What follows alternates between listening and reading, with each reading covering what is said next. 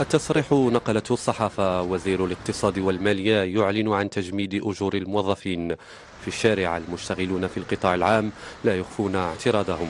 السبب المساس بالقدرة الشرائية لشريحة مهمة. بما ان رفع القيمه ديال المعيشه الان وزياده في الغازوال، يعني كان على الحكومه انها تجيب واحد الزياده، ماشي تجيب انها تفكر انها تجمد كاع الزياده في هذه السنوات اللي جايه كامله. انا لما زادناش في الصالير القوه الشرائيه اولا ديالها غادي تنقص، وما غاديش دائما كنزلوا حتى في المستوى ديالنا.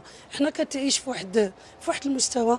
بما ان كتزاد في المواد الغذائيه وما كتزاد شيء الاجور، وكيبقى داك السلم المتحرك ما متحركش الاجور، يعني كنبقاو دائما في وضعيه اللي هي اقل من الوضعيه السابقه. القفه ديال المغاربه الان واصله 80 درهم. العمال وعاملات الانعاش الوطني لحد الان ما واصلينش 50 درهم في الاجور ديالهم اليوميه. كيف يعقل ان هذا الوزير هذا كيقول لك ما نزيدوش؟ اشنو بغيتوا هذه الطبقه هذه دير؟ واش تموت؟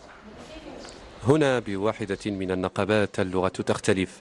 تجميد أجور الموظفين يمكن أن ينعكس على السلم الاجتماعي.